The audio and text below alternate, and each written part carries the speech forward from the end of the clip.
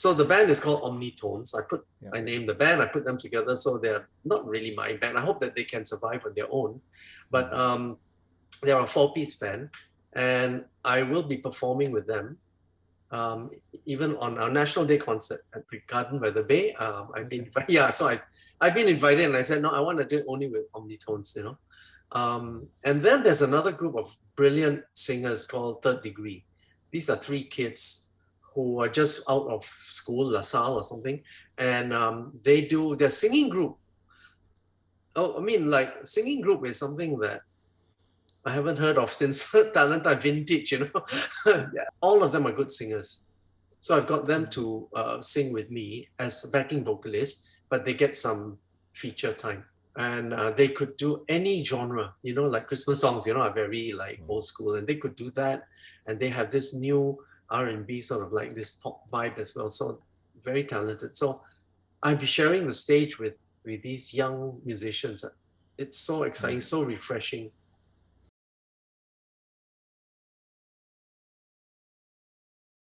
And to look for a mainstream band was the hardest thing. I couldn't think of any, and I realized then maybe I had to put together a band. And then Instagram was a very good source of looking for talented musicians, because you could see their work. You know, they play stuff, so their clips all show their talent. And I was amazed at the number of young, and I say young, under 25, you know, musicians that were like of a level that I had not seen even in professional musicians. I've played my whole life with session players, and they are excellent musicians because all I know of them is that they can come into a rehearsal or a studio, and the arranger, the late Iskandar, as a great example, will present a beautiful score, put it in front of them, and they would play it perfectly. For live performance, my music was arranged based on the recording. So most of the time, the arranger would follow the recording, right? But this is the first time that in many years, since I was a kid, I think, where the band made the arrangement together with me, because the songs were new. There was no recording to follow. So I just wrote the songs as how you saw them, and with lyrics, and I just sang it, a demo to them, sent it to them. Then we came to the studio, and then they just jammed the song.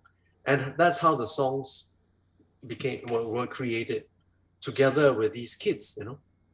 And the first thing I asked them when I put them together, you know, they were not from a band, they were individual. And we met, and I said, are you sure you want to play with, you know, your grandfather, basically? You know, their parents are younger than me, you know, these kids. So they said yes, because of the music. And what really excited me was that they don't find the music of their generation challenging enough. And I'm playing music from my career, like from the 70s, 80s, 90s, and it's full of chord progressions and, you know, things like that. And they got excited by that. And they played it so well. I sent a song, like a jazz fusion song. I said, I want to do this in the show. I sent them the track.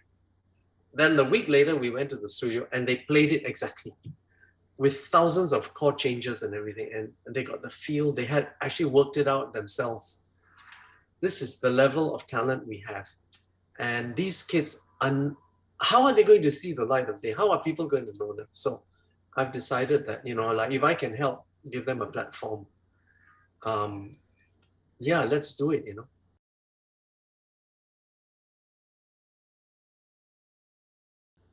They have something that we don't. They have internet, they have social media. If they can make it work that way, you know, they could probably get somewhere. But, you know, for me to break out of Singapore, I had to break out physically. I moved to Japan and I was away for 10 years working in Asia. Now, you know, to have international exposure, you just stay at home, right?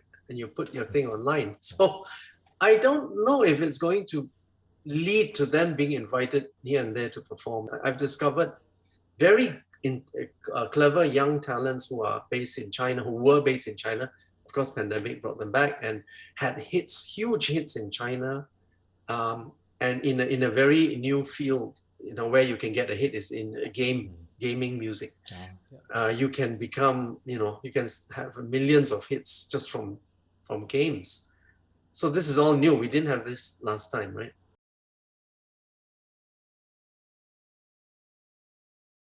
Continuing to do music at my age, in this digital age, in this social media age, it's so tiring, and it's so, sometimes it's perplexing. Okay, you have to do TikTok and all of these. I'm baffled and sometimes very beaten down by all of those things. But there are other ways. You don't have to do just, because at the end of the day, what I do is I make music, and music is something very organic also. It's something that comes from within me. I realized in the last 2 years that I have to keep making music, because I suddenly realized that I hadn't been making music for the last 10 years. And I've come to the stage where I only write a song when the government asked me to write for National Day. That's the only reason I write a song. And I thought, that cannot be it, right? And the reason for that also is that as I have become a sort of a national song or like sort of inspirational song kind of composer, I have been working only on commissions, okay? And so I only write songs when I'm commissioned to write, and that is linked to the commercial aspect of things. For me, I realized then that, how did I get started as a songwriter?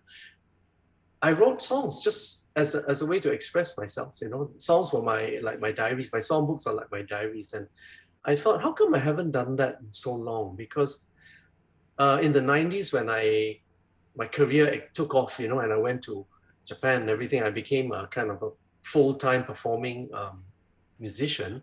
I started to get known for songwriting, and I got lots of commissions, and those commissions were from other singers. Like when I went to Hong Kong, I did a lot of work in Hong Kong. Many people don't know this, but 70% at least of my repertoire is Chinese.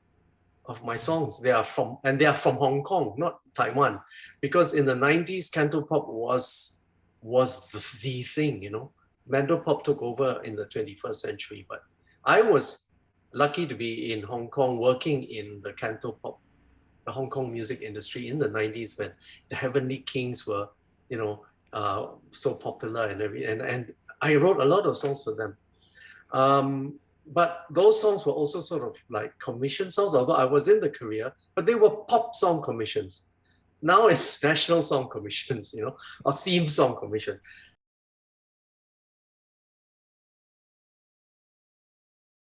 Our success was physical. For example, Mad Chinaman was my breakout album. And it was my 8th album. It went platinum in Singapore. That's from physical sales, Singaporeans are supporting me. And then I went to Japan, and then my concert sold out I had my first concert tour sold out in days, I was unknown. It was terrifying, Do you know that when I went to Japan, right? After when Mad Chinaman came out, like in August, right? By December, the Japanese came and wanted to sign me and offered me the tour and everything. And by the time and I had to put this tour together, this concert, right? That I had never had a concert before with a band like that in my life. It was the first time I had to do it. And so, we all got together. Iskandar and Shah Tahir was playing guitar that time, and Babes Conde was on the keyboards, Jacinta backing vocal. We all friends, just all came together and cobbled the show. Based on the Mad Chinaman album, which was completely done on computer and a drum machine, and we had to do it live, So it was terrifying, It's really terrifying, and it was a how many show tour? I think it was a 20 show tour all over Japan. Can you imagine going on the road with roadies and soundmen? I never had any of that before.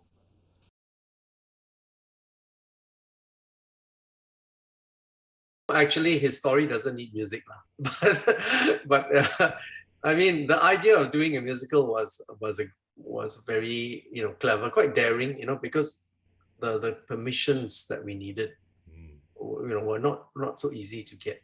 It first was staged in 2016, and we had written it, and then he passed away, so it became a very poignant presentation of his life in music,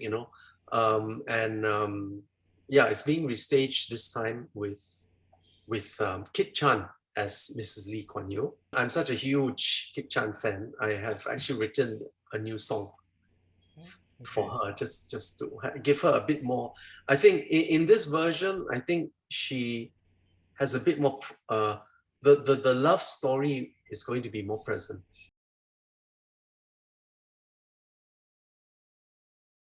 For me, it's always been about fashion.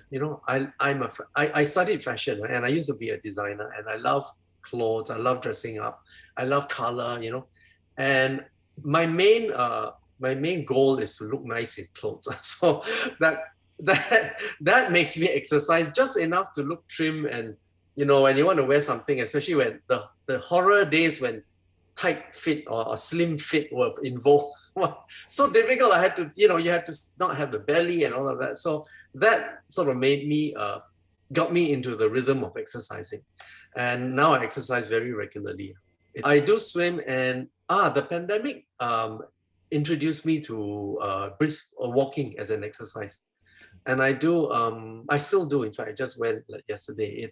I do about an 8-kilometer walk, about 90 minutes brisk walk. I play music at 120 beats per minute, and I just walk to that rhythm for 90 minutes. It's very invigorating and not so tough on the knees and all that. I know I do yoga, I do stretching exercises, and I have trainers and all of that to help me with. And I would like to advise this to everybody, is like, of our generation, is like, don't try to be a muscle man. And some of these young trainers they are idiots. They think that they think that we are their age, and they're giving us muscle building and all that. What we need, most importantly, is flexibility and balance. These are the two things you must tell your trainer to help you do. You try and stand on one leg, it's the hardest thing in the world.